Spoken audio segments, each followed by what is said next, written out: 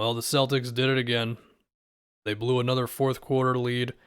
They had 0 baskets in the last 7 minutes of this game, I believe it was. Langford with kind of a screen for Tatum. It's a good pass. But here's the thing, Langford shoots 33% from 3 this season. 29% from 3 for his career, was not known as a shooter coming into the NBA. And that's a common theme with this team. This was a good play. We got Grant Williams an open 3. Similar thing again, you bring 2 to Tatum. Horford makes a play in the middle of the floor. You know what, Grant Williams shoots like 42% from 3 this year. He also doesn't shoot a whole lot of threes. And I think because of that, teams are not scared to leave him open. This is a lot of the Celtics half-court offense, especially late in games. Tatum walks it up court. We've already got 16 seconds left on the clock. We get Horford screening for Jalen. That's cool. Still kind of just results in an isolation. And look what happens when he makes his drive. Look how many Blazers are just loading up there, man. I mean, Langford in the corner, Grant Williams over here. Horford hasn't been good from 3. Like, teams are just not scared of the Celtics shooters at all, so it does make it tougher to just score inside. Anyway, Jalen got fouled. He's then going to miss the 3 off of the inbound because that's what you do when you're the Celtic in the fourth quarter. I don't have this whole play available to me, but it seems pretty similar to the other ones where nothing's really happened and we already have 6 seconds left on the clock. Of course, Jalen's open as they bring 3 to Tatum. Tatum's a little too slow to find him, and the pass itself wasn't that good. Then Jalen's got to try to make something out of a turnaround. That doesn't go. See Time Lord? He's just sitting in the dunker spot. To me, they need to find more ways to have Time Lord create looks for other guys through his gravity going to the rim. Very similar to what Utah does with Gobert. And of course, it's not like Time Lord never sets screens, but it feels like they've just never been able to really tap into that. Of course, it doesn't help when they don't have all the best shooters in the world. Anyway, once again, 8 seconds.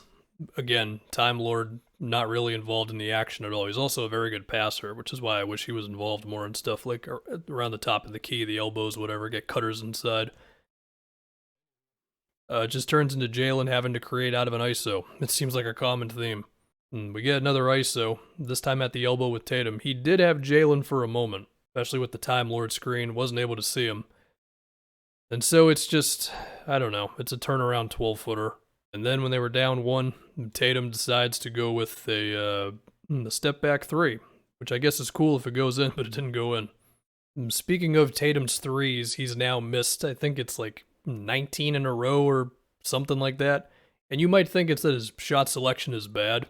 And sure, sometimes he'll take the pull-up or the fadeaway or the 3 we just saw a moment ago that you don't super love, but I think for the most part, his 3-point attempts have been fine. I think it's catch and shoots. I mean, like, this is a good look, and he's just not making anything right now. And I'm not really sure what you do with that. I mean, if Jason Tatum no-make shot, then that is no good. Okongwu has been getting some serious minutes for Atlanta recently, and all the advanced stats say he's already amazing. In Atlanta's last 10 games when Okongwu was on the floor, their defensive rating is better by 20 points. I know that's too small of a sample size to really care. I just thought it was fun to look at. Still though, scouts loved Okongwu's defensive potential coming into the NBA. He had 17 on great efficiency against the T-Wolves. If you can set a screen and run in a straight line, you can play with Trae Young. Look how nimble he is on this play. Closes out to Towns all the way from the paint, sticks with him on the ISO, blocks him at the rim. He was actually giving Cat some fits in this game against the T-Wolves. Look out for Okongwu. Here's your Steph Curry buzzer beater. You want to know the wildest thing about this to me? We saw Steph Curry shoot a step-back 2-pointer. How many of those has he attempted in the last, 7 years? Cleveland gets Eric Gordon. The Rockets get Rubio, who's an expiring 2022 lottery-protected first. I gotta be honest, if I was Cleveland, I'd rather just keep the pick. Even if, yeah, I understand lottery protected. Even if I am making the playoffs, I still would rather have this pick, just given how far away Gordon is from the rest of my team. Bulls get Jeremy Grant, Pistons get Patrick Williams, Kobe White, Troy Brown Jr.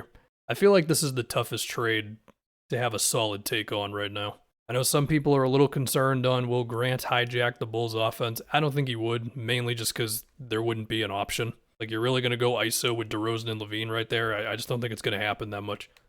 He would give them the bigger defensive wing. I lean towards don't trade Patrick Williams for Jeremy Grant, and if that means you just don't get Jeremy Grant, then so be it.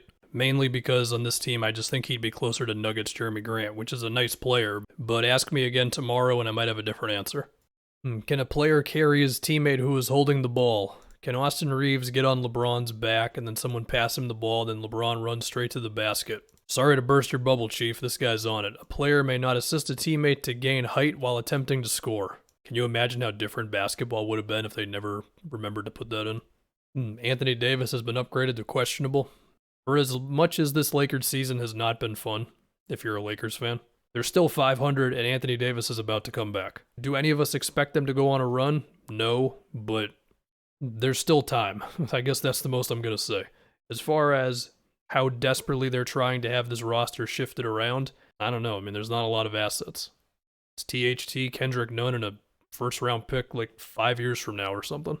Unless the pipe dream of a Westbrook trade actually happens, which I don't think is going to happen, but I've also been saying that for like 4 years, and it keeps on happening, so who the hell knows?